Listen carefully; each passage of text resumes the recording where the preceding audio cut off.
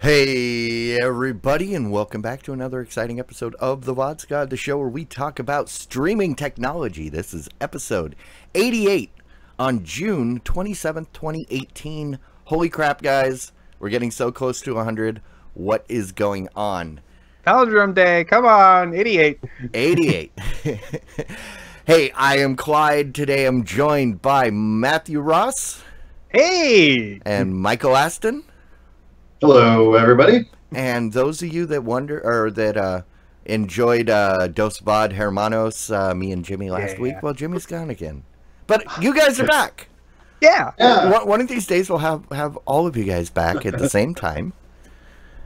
So. Yeah, I did tell you like 2 weeks ago I was going on vacation and camping, and so I wasn't going to be there.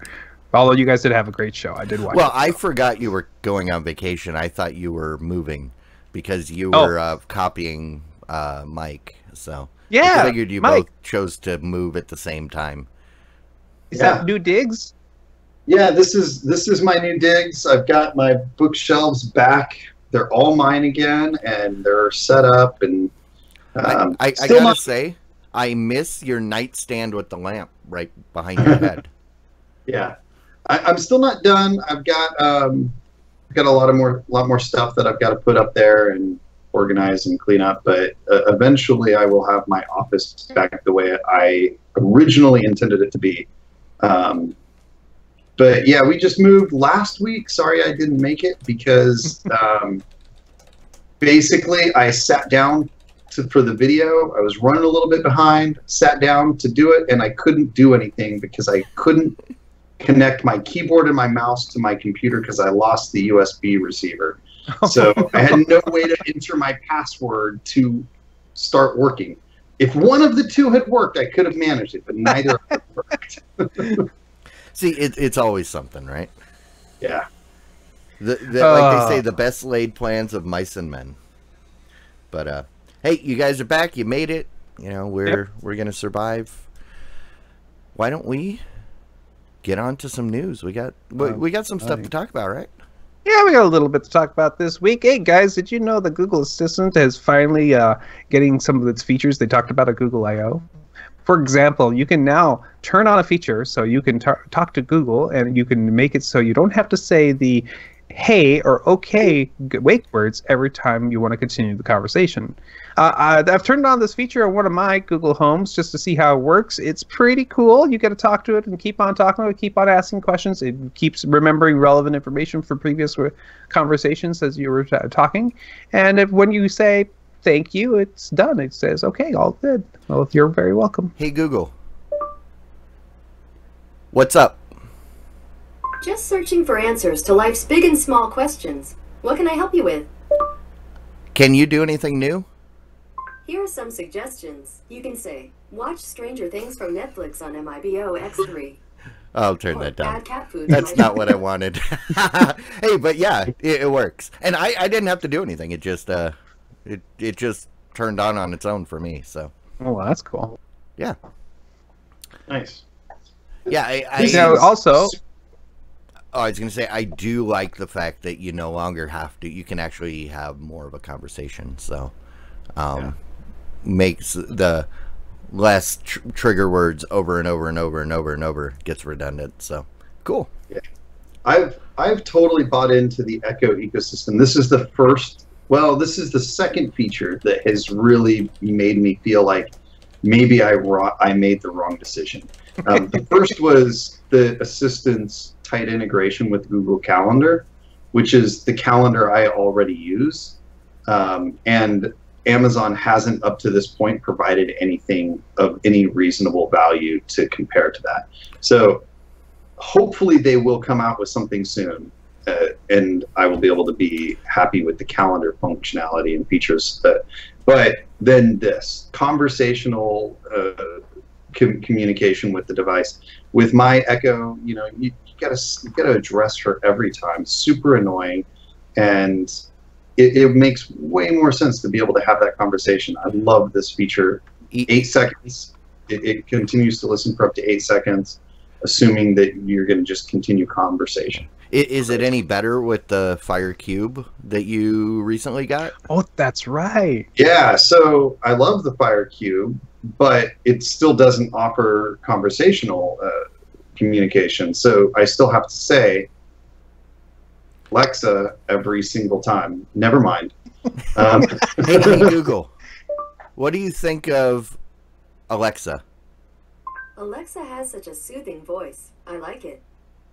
That's it? Huh?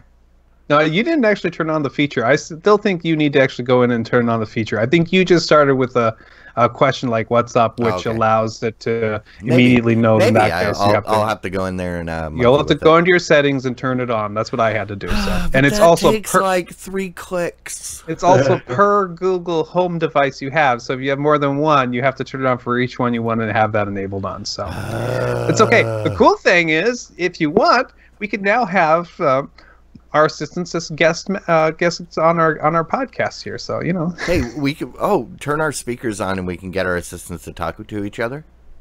Yeah, it's happened before. Yeah, she was definitely noticing her voice being said by your device. Where'd he go?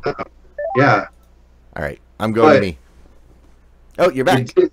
It didn't actually. Somehow she recognized that, just like she does commercials. She does a really great job of recognizing when it's a commercial for the Echo, because especially with my Cube, because it sits there kind of pretty close to the TV. I'll see a commercial for the Echo, and you know they say Alexa like 1 billion times in those commercials. Never mind, but it's pretty crazy that she just immediately, her blue light comes on and then she immediately stops because she recognizes the commercial. I've been noticing that with Google Home, but it's not with the trigger word. It's like someone on TV will say, and it'll and then go away. So the Amazon Echo has figured it out. What they've done is they've put in all their commercials a pitch, a tone that humans cannot hear at the same time as their trigger word, and it knows that when it hears that tone at the same time as the trigger word, then it's actually an advertisement and not to respond to it. Basically, that tone says "shut up." Exactly. So I just want a device to carry around in my pocket. So just turn it on all the time, just constantly disrupt playing. them. Take it to like CES or one of the trade shows where they're showing it off. Sucks. And it's like they're trying to do the official pre-stage thing where it always does the thing it's programmed to do, but it's not, because you're like, dude, I love you. I know, Mike, I know what we need to do at CES next year. Yeah. But research it. Yeah. We'll just have a video of us effing with the presenters. So it's essentially Alexa has a brown note.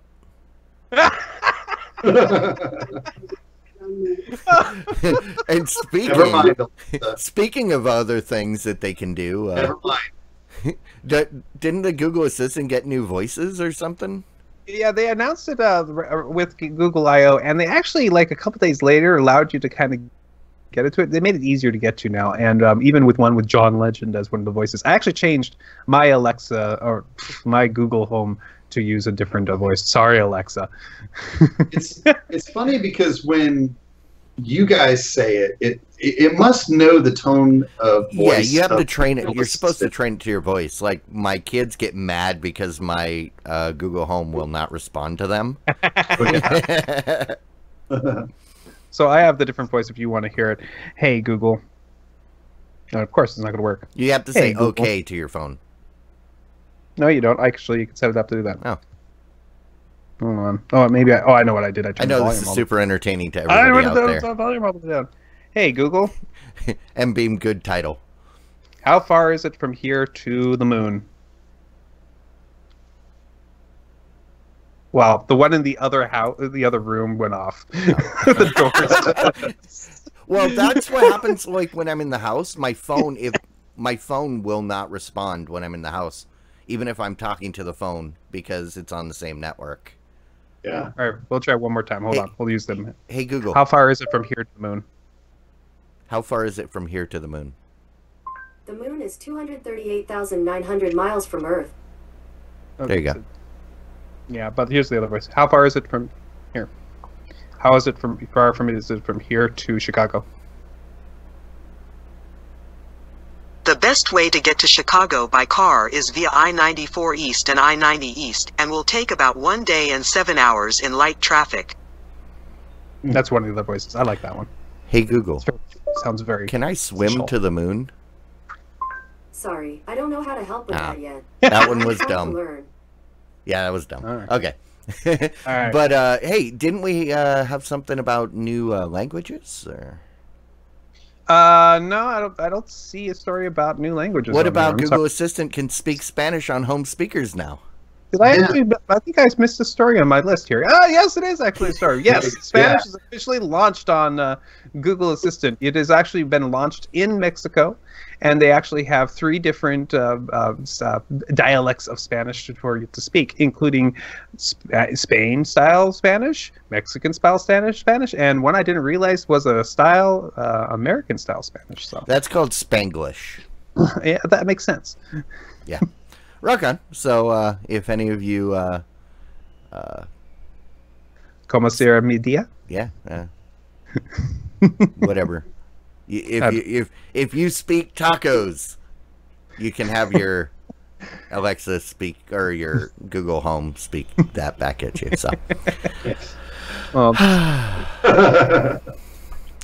I fell flat on that one. it's all right. Well, more Google news. We have YouTube. They've went ahead and launched a new merch and membership options for you guys. If you guys want to make money on YouTube, they now have new ways for you to do that. It looks like they've teamed up with what was the name of the company that they moved with? Teespring? Teespring, in order to give you a Teespring like T-shirts. Yeah, Teespring, in order to offer a new merchandise store for you, and they can now also get you to sign up for things like memberships and special showings for people. So it's trying to find new ways for people to monetize, which is a big deal since recently they had to reduce pricing, or they don't even have to. They just did reduce pricing for what people can earn on YouTube. So Yeah. As you mentioned before the show, I'm glad that they didn't try to reinvent the wheel. That they're because most of the people that are that have channels on YouTube already probably have Teespring stores. I mean, hell, I made this shirt on Teespring, and yeah, so easiest way to go.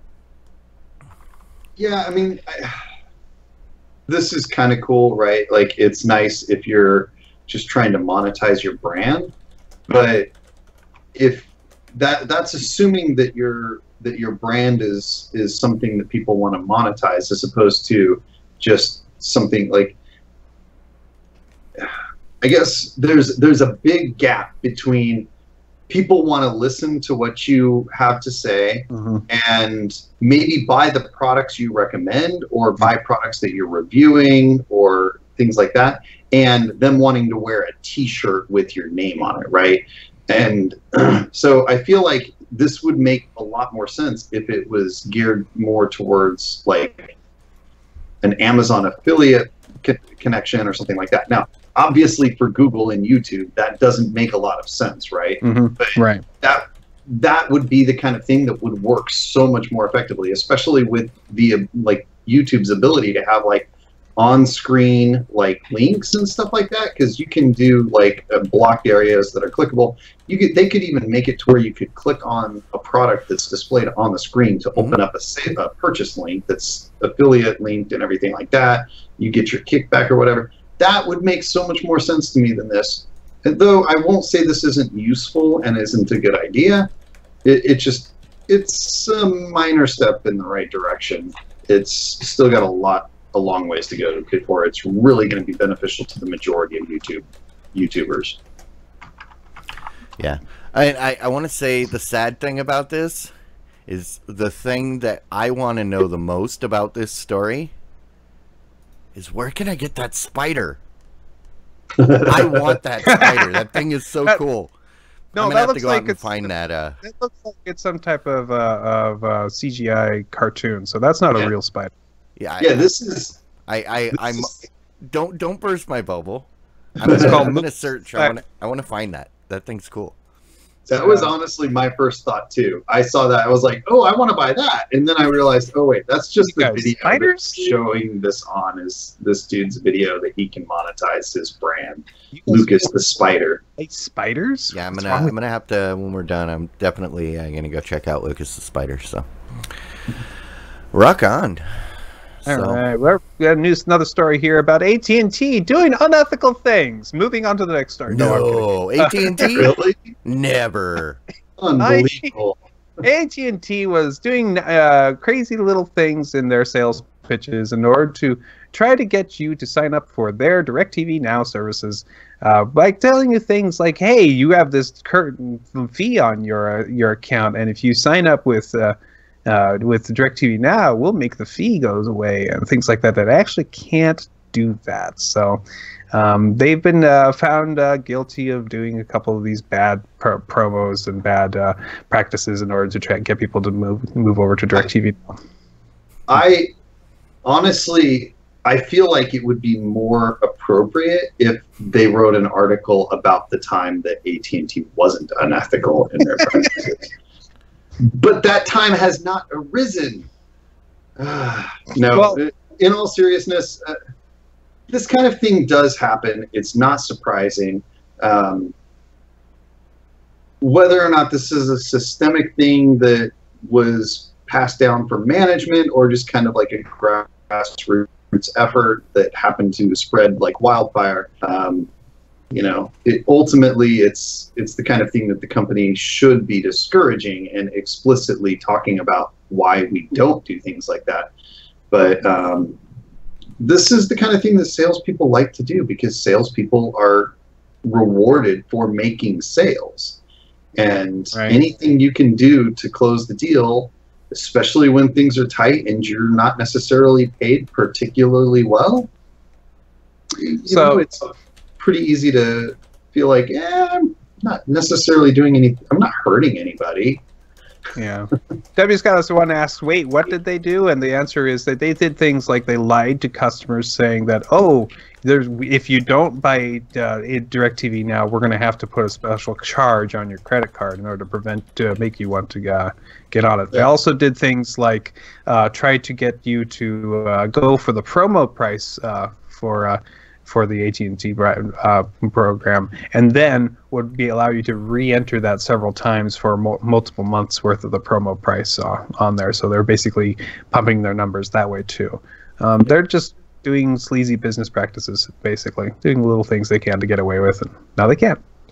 Because I mean, this is like I said, this is something I've seen many times in many different businesses, not just in cell phones and stuff, where there's this fee that is not like a real fee, right? Like it's just, it's $5. There's a $5 a month fee, but if you join this, then I can waive that fee.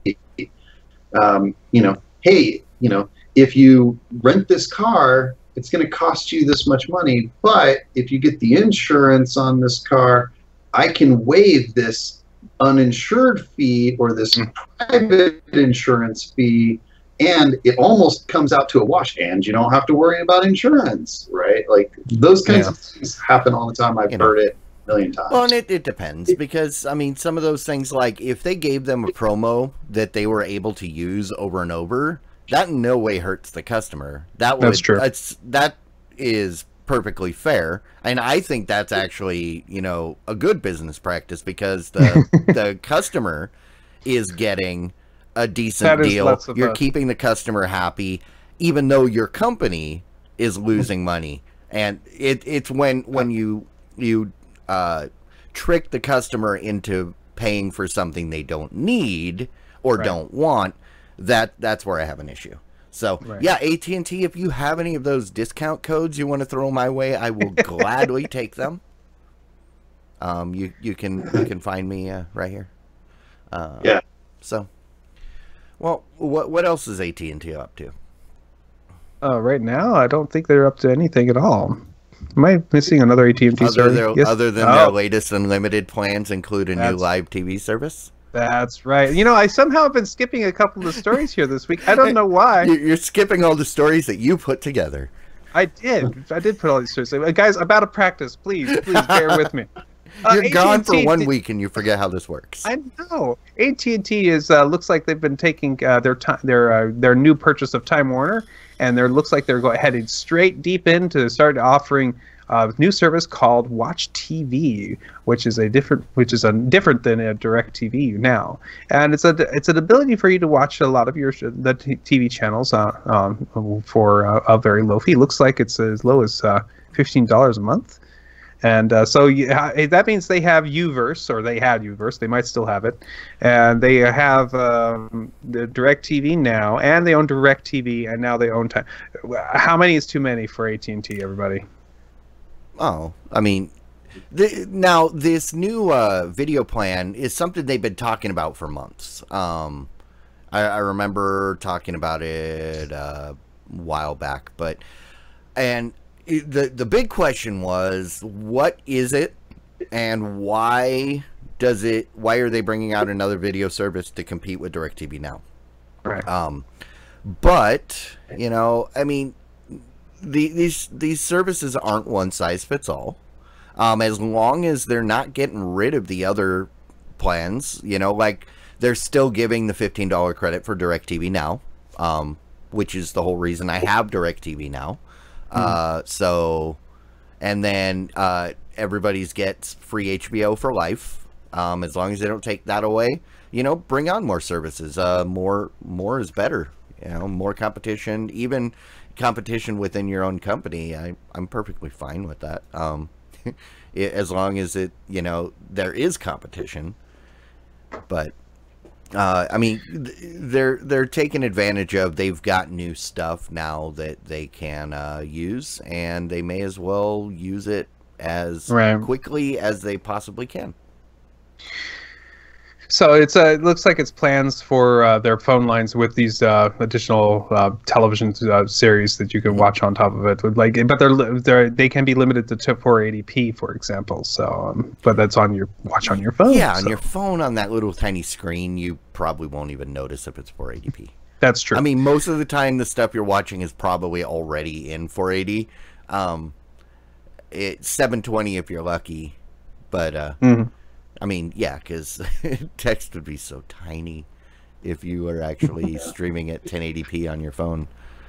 But well, I don't disagree entirely with the idea that more plans and more options is good. I do feel like there is a point, and I believe AT&T is well past that point, where you are actually just confusing the customer and muddying the waters to a point that it doesn't add value. In most cases, there's probably no situation where a company needs to have more than 2 or 3 plans. Just build good plans and give customers a few options, because you can encompass just about everybody's needs in 2 or 3 well-structured plans. And also, you know, just don't be. I feel like when you do these kinds of things, it's because you're being greedy, right? You want to find every way you can to add this and add this and add this and get the price up and up and up and up and up. Well, I mean, while right now the details about about the Watch TV is limited, and it should be noted that it can be purchased as a $15 standalone service. So I wonder if this is more like a Hulu versus Hulu TV, where Hulu gets you stuff that you can watch after the fact, video on demand, whereas Hulu TV lets you watch live. DirecTV Now lets you watch live, or you can just get the $15 more Hulu. Like, I mean, again, we don't know what the actual details are, what it's gonna be offering, but you know, I kind of suspect that's the direction it's headed, and that would make a lot more sense with having multiple services, because like with DirecTV Now, it's not their own content that you're streaming, so you're stuck using video on demand rules from other like AMC. It's just like using the AMC app within DirecTV Now, and not everything's available. Same thing with Sci-Fi. You're stuck with commercials, whereas if the other one's like more of a on demand after the fact, like Hulu, just an aggregate, then there can be a little bit more control. So I don't know, wishful thinking maybe. Well, we'll see. It seems like the companies keep getting bigger and bigger, especially AT&T. So we'll see if this consolidation of plans and different options from one company is a good thing or a bad thing in the long run. So, moving on, Adam Sandler has been doing his movie thing on Netflix for quite a while now, and he's got another movie coming out. It's full of some big names, but in particular, he's the new movie is coming out called Murder Mystery, and it's going to be getting people like Jennifer Aston and Luke Evans on board. And so, if you've been enjoying your Adam Sandler movies on Netflix, we've got even more coming down the pipe. I will say, and I think within this community, I am like a lone voice, but I have loved pretty much everything he has put out on Netflix. And it's all been good for different reasons. Like the Hateful, or is it, what was it wasn't the Hateful Eight. It was whatever. The Western one was silly and stupid, which is exactly what it was supposed to be. But then they had the one that we talked about before with Ben Stiller and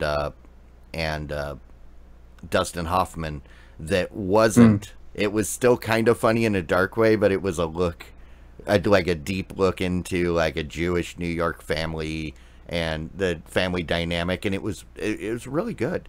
I know a lot of people have kind of written off, oh, yeah, Adam Sandler makes stupid movies, you know, and now they're direct to Netflix, not even worth watching, because they're not good enough to go to the theater. And, you know, I say give them a chance. I'll look forward to this. And, you know, they said, hey, big names in this new movie. Well, pretty much every movie he has put out on Netflix has had big names. Lots of big names, so... And, you know, he's delving deeper and deeper into, like, the big names of other genres. So, yeah. If he figures out a way to keep making movies over and over again, you know, he's just raking it in at that point. That's good for him. This is a win-win for him, you know, and win-win for those of us that are enjoying it. And it's on Netflix. You don't have to watch it. Yeah, exactly. Exactly. Yeah, the Meyerowitz stories. Check that out if you haven't. It is very good. And it's definitely got emotions.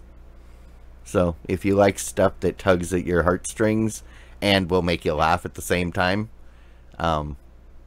check it. Yeah. So, rock on. All right. Okay, if you guys are using Oculus TV, you can now watch the Oculus TV on using your Oculus. You can now watch. I cannot speak tonight. You can now start watching movies using various platforms on your Oculus VR headset, including Netflix and Hulu, Showtime, and others. But now you also can unlock the VR offerings from Red Bull TV, Pluto TV, and Facebook's video shows. This is the big virtual room that you could put in front of your face. Is anybody anybody here excited about putting the goggles on and watching a big movie like this? You are? This is exactly what I have wanted. We've talked about this over and over, and I was very hopeful when I got my Google Daydream, but the implementation has been kind of and not everything that I want to do I can do. It was very first gen. It was very barely absolutely better than that. And this is exactly what I want. Because like I said, when I'm flying, which I do on a regular basis as much as I can, I want to be able to sit in that cramped airplane but have an 108-inch screen in front of me, you know, block out everybody else without wires hanging everywhere. The one thing that I have read, you know, $200 seems like a great deal on the surface for this. But I've been reading battery life is not very good. You get 2 hours right now. If you're watching a movie, you'll get like 2 hours from a 3-hour charge. So, that's the downside. So you may not even be able to get through a full movie. Definitely not something for if you're sharing this device between members of a household. But it's a huge leap in the right direction. And because like Mike and I at CES, we got to play with that System by Royole, which was really good, but it was way more expensive. And it required, you know, you have your headset, and then you also had like your Zune with all of your stuff that you manually had to add onto it, right? It was about the size and shape of a Zune. So, so you've got a wire, and then you got headphones, and apparently also the one thing I read, and I haven't had a chance to try, is this Oculus Go, I think is what they're calling it. It doesn't have integrated headphones. It's got speakers in the band that are directed at your ears. That's one thing I don't know if I'm too happy about, because if you're on an airplane, do you put something on and the people next to you are like, what the hell is he doing? No, see, the thing is, it's got a headphone jack, and it's designed for you to bring your own high-quality headphones. They're not trying to compete against your nice set of headphones. So yeah, because I didn't see anything that actually mentioned the headphone jack. So yeah, Drew Nielsen says the resolution will not be good, but you know, I disagree, because I mean, even with my phone, the resolution's really good when I do the Daydream and the Netflix app. The resolution of this will be like 1280 by 1440. Yeah. So it won't be quite as good as a full HD screen. Yeah. So that's per eye, right? Which is effectively what matters. So it's 2560 by 1440 on the Oculus Go, but you divide that by 2 because it's per eye. So you get a reasonable amount of a higher amount of vertical resolution than you get on a standard 1080p screen. I don't think, as he asked, I don't think it'll look like a 4K UHD screen. No. But I think it'll look like a 1080 screen. It'll be pretty close to a 1080 screen. Which is acceptable, especially at that $200 mark. For something that's portable and especially on an airplane where you want to block everything else out and focus on something that's not the screaming kid behind you. And they do say there's the light leakage from the bottom can be distracting, but if you're on an airplane and it's dark, then you're probably good. So right. The idea that they say that this is equivalent of a 180-inch TV, you know, there's a lot of factors that go into that. It definitely, for all accounts, it sounds like that's a very large. It appears to be a very large screen. However, you know, Drew's point about, you know, what about the distance? You know, it seems like a 180-inch screen, but what distance are you sitting from that?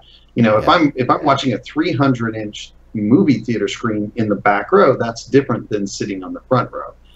In one case, you can't see the whole screen. In the other case, but in that case, you walk out of there and your neck's not broken from looking up.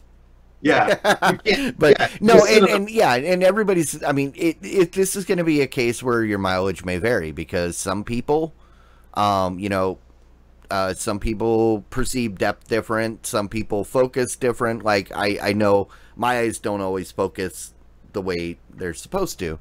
So, and yeah, it's one of those things you got to try. Pretty much a lot of the people that I respect have used it and said it's actually pretty good. They went in thinking this is going to be terrible and walked away saying, you know, I'd probably buy this.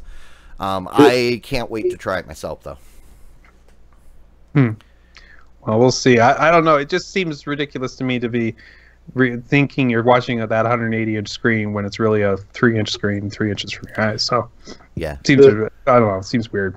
Well, I mean, that like if have you used the Netflix app on the Daydream?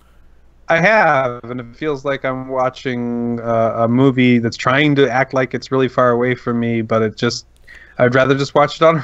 Yeah. My problem with that app is because they try to put you in that room. So rather than all I want is just a screen. I don't want the wall behind it and the cabinets below it like you're sitting in a living room. I don't care about that. I just want a big screen. And, or the perception of a big screen. I don't really care how big it is, but, bigger than looking at my phone, that's all I care about. So. Well, the Rift does the same thing, right? It puts you in a virtual room. Now, I'm not sure if there's an option where it omits that virtual room, but it does have that. Tom Merritt was talking about this on Monday, and he said that, yes, you are in a virtual room. Right. But he said sometimes when you switch to different apps, it'll take you out and put you in a different room, like if you go to the Netflix one.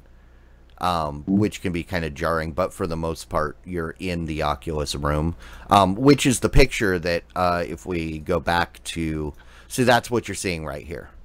So it's like you're sitting in this mountain chalet floating with that screen in front of you.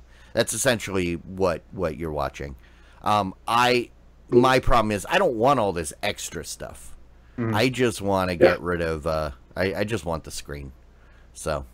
Yeah, I don't know. I may be way off and may try it and go, nope, I hate it. That's not outside the realm of possibility if you guys have ever listened to me talk about anything. So I was seriously tempted to buy the Royal Moon or whatever it was that we saw at CES, despite the fact that it was $600. So this is super appealing to me.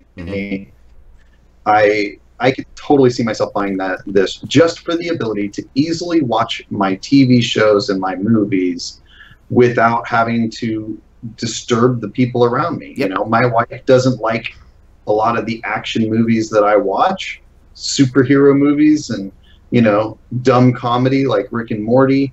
She doesn't like that stuff. So I could watch that stuff without annoying her. And that would be great. So yeah, if your significant other likes to watch all those murder shows, you can just be like, no, here. Yep. Or she wants to watch a rom-com. I can sit there on the sofa with her and watch watch Rambo or something. Well, that's the thing. Yeah, that is the dream, where you and your significant other can sit on the couch and cuddle while watching two completely different things. Right? Somehow I see this as disaster in the making. This is not good, guys. But then, you go a few months down the road and then you're like in different rooms. Yeah. Watching different things, but you're both happy. Yeah.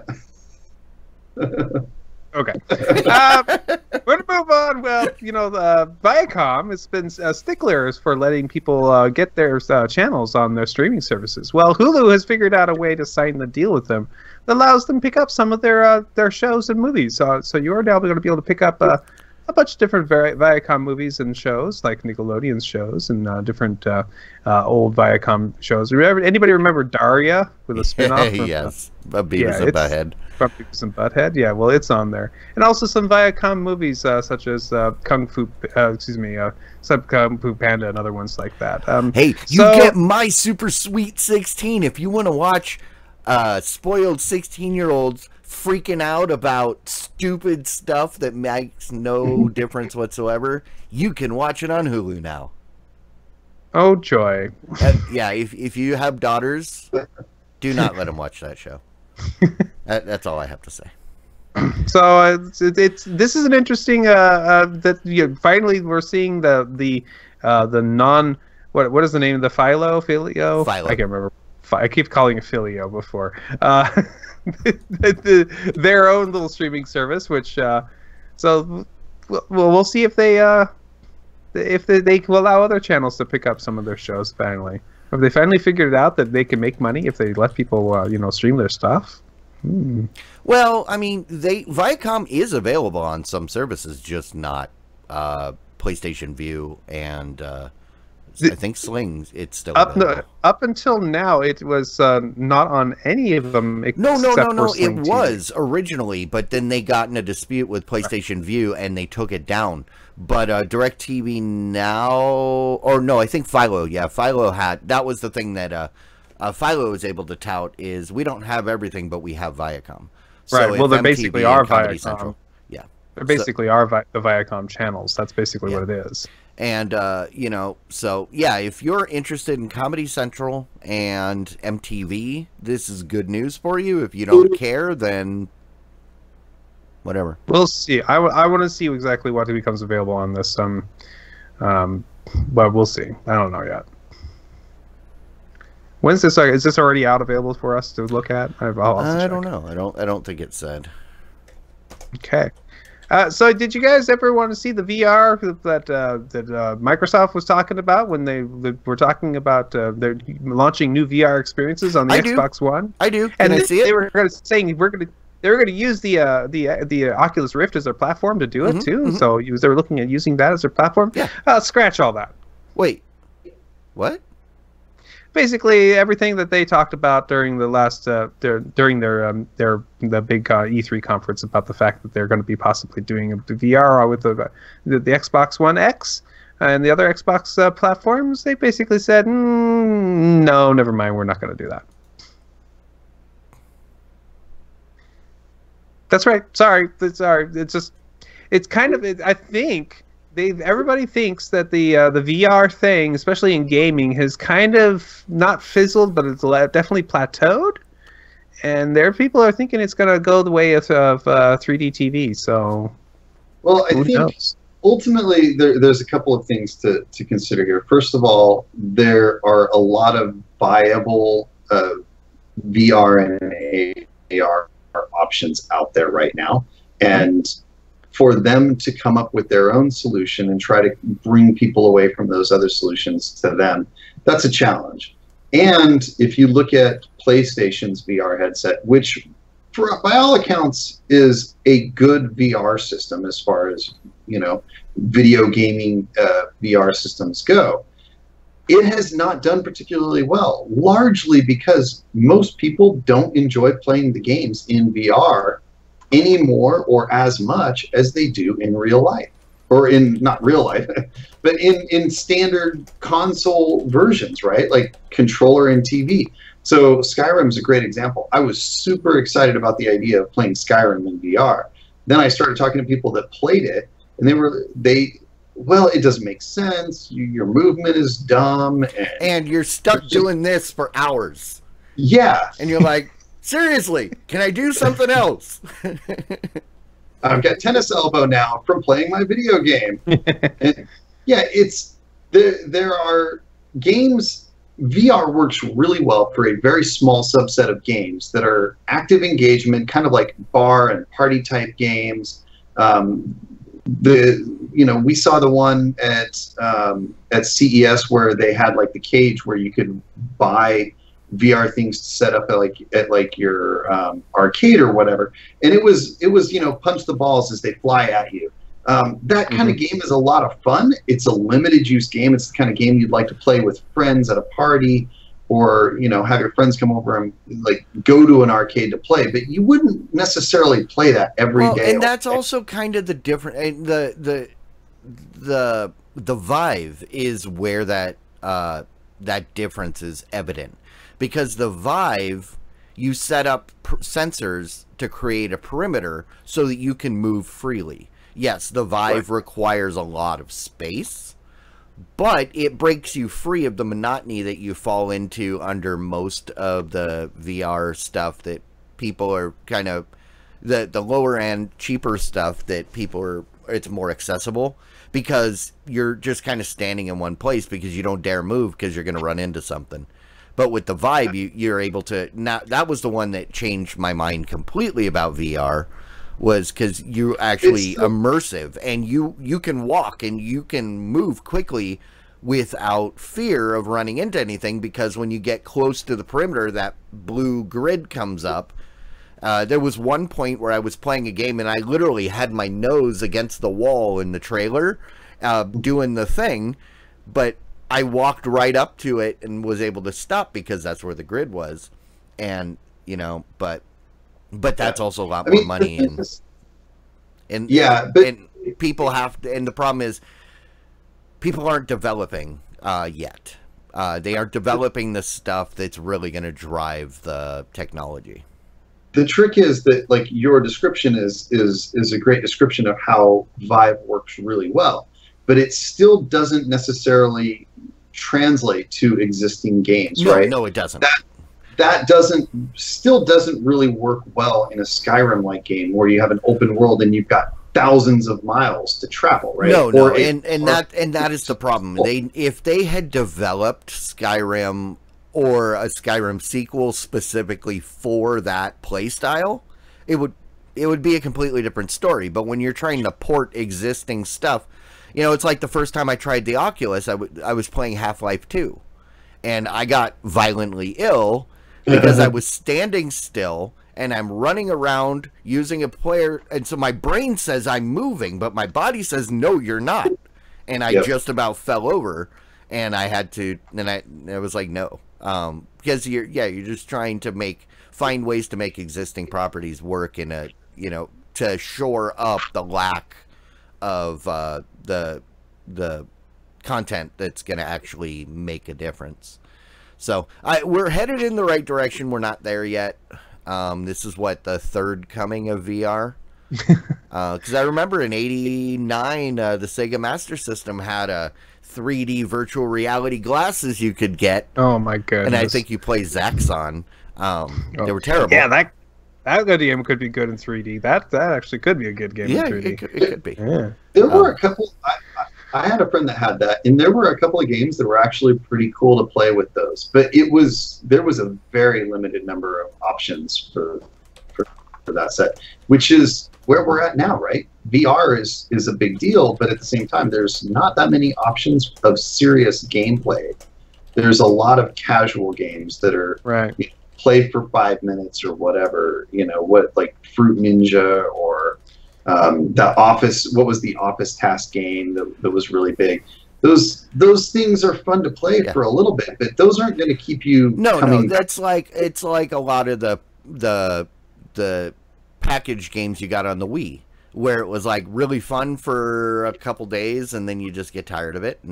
But those aren't meant to be engrossed. Those are meant to be demos. But just remember, if you play the Office game, find the donut in the trash can and eat it. Thank me later when you turn into a puke geyser and you're spraying vomit all over the place. It's awesome. That's the best part of that game. No, so two things. We still play Wii Sports every once in a while, our household. Number two, you know, it's not like the VR is going to be a thing that doesn't go. It won't work eventually. The best game I ever played in VR is Keep Talking and Nobody Explodes. Mm-hmm. Because the problem with VR, if you ask me, is that it's a singular experience. What sells well is, hey, this looks like a fun game, and right now, seeing somebody do this doesn't look like a fun game to everybody else. What are you doing? I'm playing this awesome game. You don't. Well, yeah, and that's the thing, is you need co-op. Now, I'm looking forward to the days where we can do our movie party in VR and look around and see each other's avatars. You know, we're getting there. Be all sitting in the same theater, watching the same movie.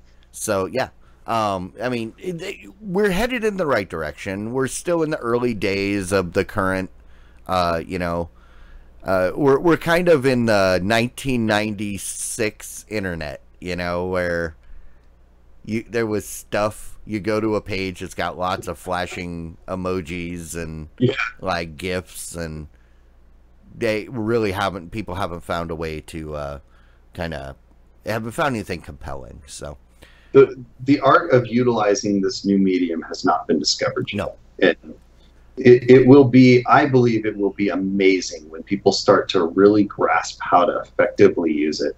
But until then, there's going to be some fun, novel things, but it's going to be predominantly a little bit on the lame side. Hopefully, people won't give up on it before that point happens. Yeah. All right. All right. Moving on, I'm going to move on to our last story. Instagram has launched a new service called IGTV, which is their service which allows you to record and post videos that are anywhere from 1 minute to an hour long. It's basically a competition for YouTube, but a couple things I've noticed about it from what I've seen so far. A, there's no web interface for IGTV as far as I could tell, unless you have to log in directly through Instagram. Maybe that's why I'm not seeing it. And B, it's mostly or all vertical video, and by that I mean you're supposed to record all your stuff with your phone up and down, not to the side. That's because they're iPhone users. Well, That's what iPhone users do. It's an interesting thing that forever, everybody, as far as I know, as everybody said, oh, it's always going to be, you're going to want to do the landscape video because it's always going to look better. Nobody's ever going to want anything but that. And this is the first time I've actually heard people say, oh yeah, this is cool, we can go vertical. And I'm thinking to myself, wasn't that the bad thing? And I don't like that. The problem is, well, it's because they chose that portrait format. You know, the problem is that when people, and it's typically, like I said, it's most of the time it's iPhone, because iPhone likes for you to hold it that way when you're shooting video. You'll see like YouTube video where there's only this much video and then the rest is just crap because you can't fit that into a 16:9. Right. But if they take that into account and they say, okay, no, we're not going to use 16:9 in the traditional sense. We're going to flip it into portrait mode rather than landscape. Then, you know, okay, it's their rules, their platform. Portrait mode makes sense for Instagram, and this is why. Instagram is about me, and that's what you get in portrait mode. You get yourself and nothing else. You don't get the background, you don't get the scenery, you don't get the cars driving by or whatever else there might be.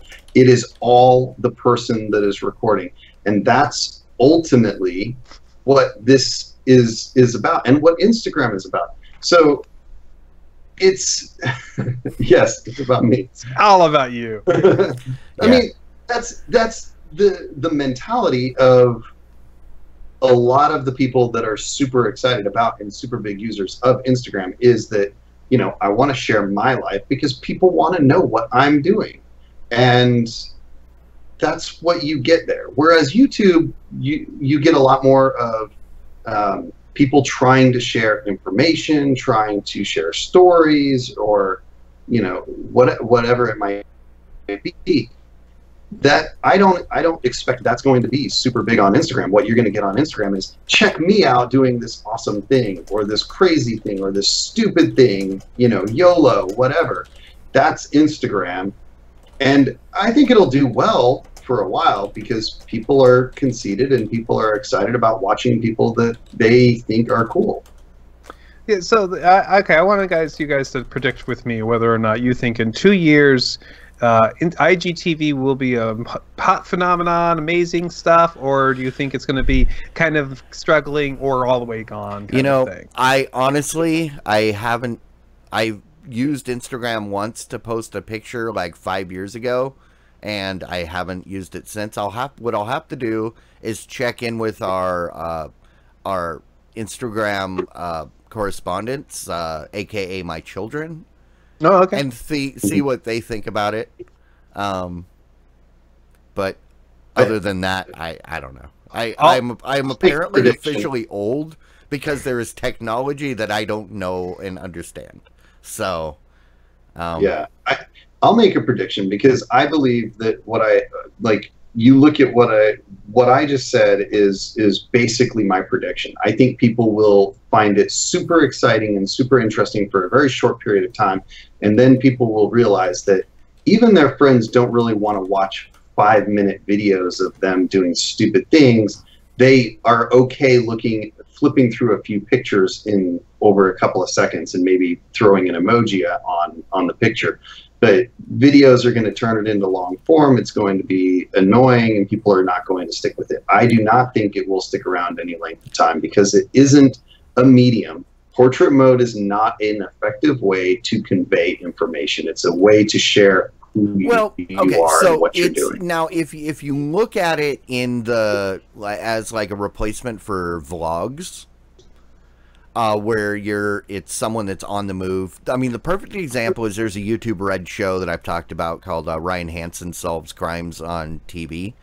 And that's how, like, it's all the time. It, like, most of the episodes start out with him holding his phone in front of him, walking down the street, talking to it, this is what I'm doing today, blah, blah, blah, blah, blah, and that, he's in portrait mode, and that, what he's doing is exactly what they want you to do. And so, there's a market, potentially, not me. I'm not saying that there's not... But yeah, I mean, as Media King says, IGTV will go the way of Go90. It'll be around, but no one will admit to using it. Yeah. All right, well, I have my own prediction. You ready? Like everything else, I will be like, oh, come on, that can't be that popular. It's not that big of a deal. I can't believe people use this thing. Begrudgingly, eventually I'll be like, okay, I'll give it a shot. I'll see if it's good. And shortly after I join the service, it will be announced that it's going to be canceled. Now, I have one question. So is IGTV just one better than HGTV? Yeah. So that is humorous, but I need to go back to what Matt said. Matt, you are to social media services what Clyde is to TV shows. Yes, I am. I joined Google Plus, and shortly after that, I was like, no, let's not use Google Plus. It's like, oh, come on, I like this. This is nice. Okay, if I ever start a social media service, Matt, you're not welcome. You are not allowed to use it. And if I ever make a show, Clyde, you're not allowed to like it. Nope, never. For those of you that are new, we've got a lot of new people here today. Those of you that are new, every time I like a show, it gets canceled. Everything that I love gets canceled. So, yes. And it's just a proven fact. So. All right. Well, hey, guys, you know what? We should probably check in with the Big Voice Jay, see where we're at with the movie draft. Welcome to your BT Movie Draft Minute, presented by DiamondClub.tv for the week of June 25th, 2018. I'm your host, Big Voice Jay. I'm recording this standing outside, so if anyone asks, I'm outstanding. Let's go to the scoreboard. Team Walking Drunk is in last place with $49.6 million. Team The VOD Squad is in 5th place, thanks to Jurassic World Fallen Kingdom's $181 million weekend, bringing their total to $320.9 million.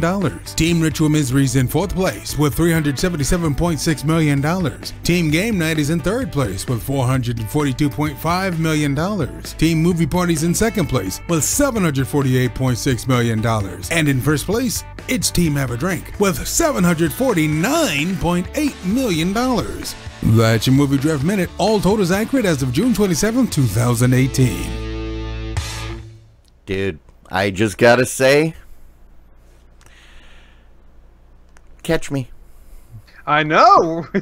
You are posed to take this and take it the cake, quite frankly. I still have Sicario. And which, I mean, I'm looking at least 50 million, maybe, and Sicario and one other. So I mean, I've got probably another 100 million coming, give or take, coming in from those two movies, and whatever else Incredibles 2 keeps making. You guys got some legs, should have some legs on Jurassic World. Yep, it did better than I expected. Actually did worse than I expected, but that's okay. I was going to say, but worse than you were hoping. So it kind of split the difference. I was thinking it was going to be less than or around 100 opening weekend. You got 150, so rock on. But yeah, because team breakdowns, we've got for some reason For some reason, it looks like Jurassic World isn't showing up in the team breakdowns. So we're going to have to figure out what's going on with the math there. Yeah. Math is hard. But, I mean, I do have replicas coming up, and that I watched a trailer for that the other day. That's a dark horse for you. It could be really good. And it could bomb. It could be a total bomb. It could be Hotel Artemis. Did anybody see Hotel Artemis? No. Exactly. I did. And I kind of wish I didn't. Jeff Goldblum showed up for like a whole 5 minutes. And everything else, it was Hotel Artemis. So Jurassic World is doing okay. We're going to actually keep making money with it at least the next weekend because I'm sorry, Sicario 2 and Uncle Drew are not going to be the big draws. Oh, you know what? I think the Sicario 2 and Uncle Drew are going to team up and like dethrone between the two of them. It's going to shoot them up and dunk on them. Yeah. Yeah.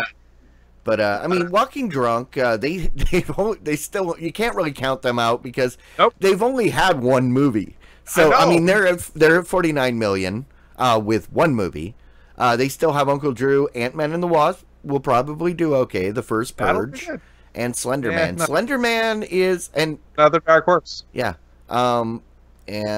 But I was looking at the interesting stats tab that I never knew was there until yesterday. What? And apparently, Incredibles is right now the top movie value. No, the fifth top. Oh, it's number one right now. It's 13,849 per.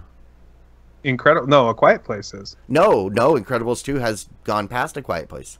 Yeah. Oh, because A Quiet Place is 13,351,000. Well, I don't know why mine isn't being refreshed like it should be. I'm gonna have to refresh my page. I just opened it just now. That's why. So basically, what we can take away from this is, aside from Super Troopers, we pretty much have the poorest performing shows purchased in the draft so far, but they all still have legs. Well, so the thing, Hereditary is the one was basically our bad purchase. Ocean's 8 is going to continue making some money because there's still going to be an audience for that for the rest of the summer. So a couple million every day you're going to see coming from that.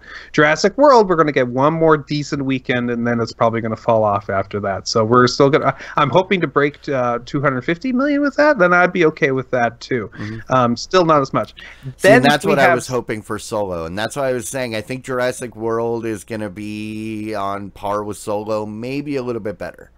Because Solo didn't even break 200, right? I was going to say we are trending better than Solo significantly, which is really depressing. I still encourage everybody to go see Solo. It was an amazing movie. Oh, it was. I liked it, and I don't like Star Wars, but maybe that's the problem. Is because I liked it, so everybody else hated it.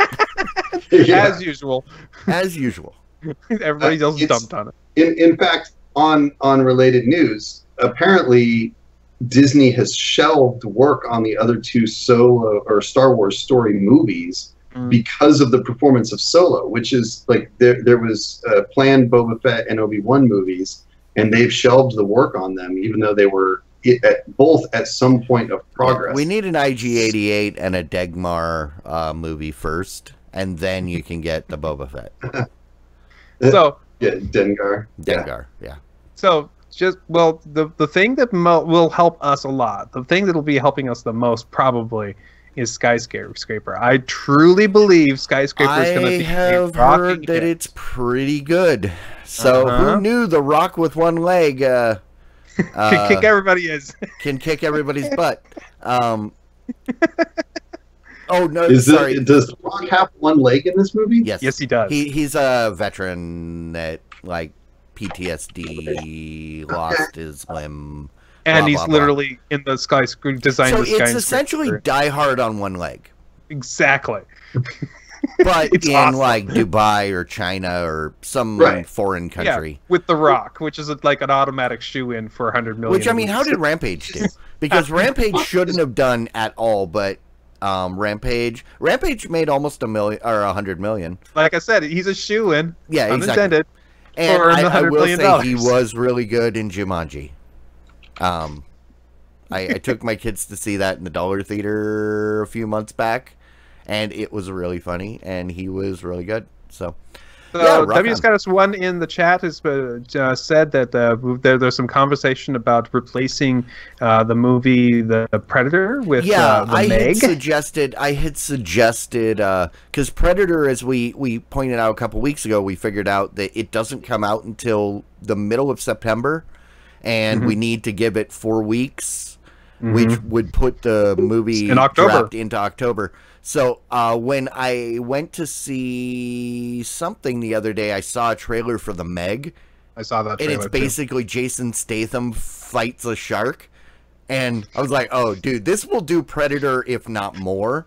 And it comes out in August. So I think it's a good option. It looks like from what he said in the chat, it's very likely that everybody will agree to this. Yeah, So, I don't think anyone will have a problem with that. Because the only one that would be affected is Team Game Night. But I don't think waiting for Predator is going to make much difference. So yeah. So rock on. We'll make that announcement when it's time. And I just want to, before we move on, I want to make 2 announcements. Number 1, Big Voice Jay, our wonderful voice of the movie draft for the B team, has been called up to the big leagues and will be filling in for Vincent 404 on all of the coming major podcasts. So if you listen to the Night Attacks or the Cord Killers or the Weird Things or, all those, you will hear, don't be surprised when you hear Big Voice Jay. And, I wish him the best. And I also wish him a happy birthday. Woo! Apparently today is his birthday. So Happy sorry birthday, we outed Big you. Voice Jay. Thanks, Jay. We appreciate everything that you do for us here and at the movie party and on Ritual Misery and everywhere else you have lent your voice and your wit. All right, guys. Why don't we get into some rants and raves?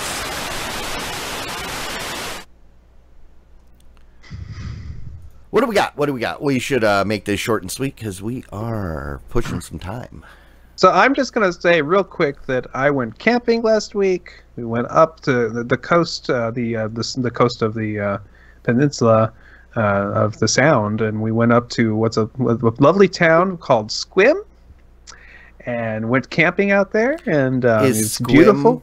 The reason is that the Sound? No, it's an old. It's not. No.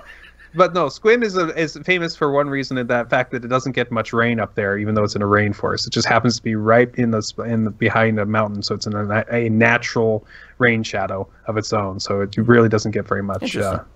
So it's a great place to go when you want to get away from the rain. And the camping was beautiful. We had a wonderful time. We had our own issues, like the fact that our tent was on an incline, and I kept sliding off the air mattress in the middle of the night, which is kind of interesting. And I got attacked by my allergies and got plugged up and got sick when I got back, and I've just got the edge of that now back off. So it's normal camping stuff. We actually had a lot of fun fishing, camping, a little trail walking. It was a good time, and I appreciate having the time off from everything. I saw someone posted something the other day on the Facebook that said white people, or it said only white people will pay good money to be homeless. Hey, and to them I say, shut up. I like camping. So, yeah.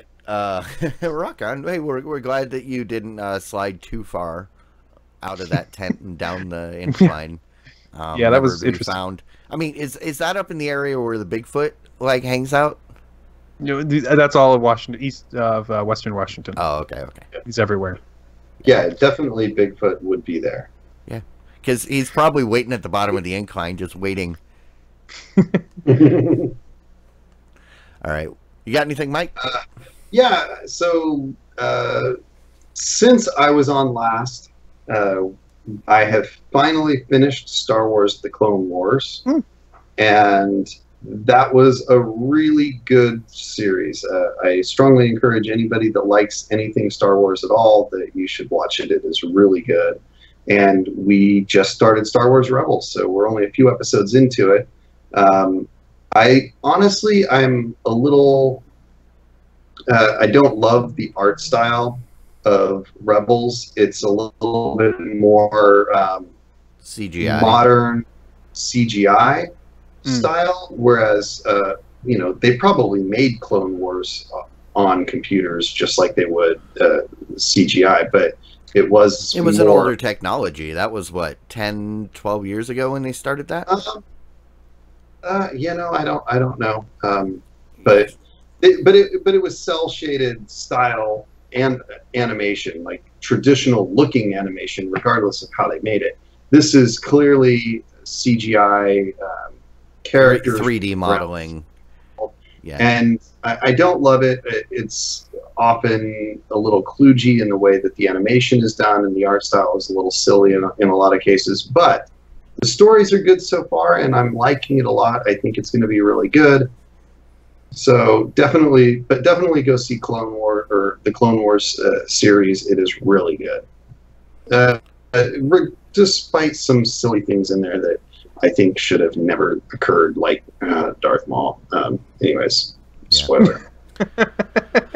Rock on. I don't have anything prepared, but I do want to say I noticed there's a bunch of new names that I don't recognize over there in the chat. Yeah. Starting with Virgo Pros, V&K, Shout Gamers, Hail to the Chief. I assume Drew Nielsen is one of our beloved because he's already a mod. But hey, that's a new name. For all of you, if you're just tuning in for the first time, right up above, click on that follow. We'd appreciate it. That helps us. And then when you follow, you get to see the dancing shark down in the bottom of the screen, and everybody screams at you. Yeah, Drew Nielsen. Well, the plus next to your name gave that away. Sorry. I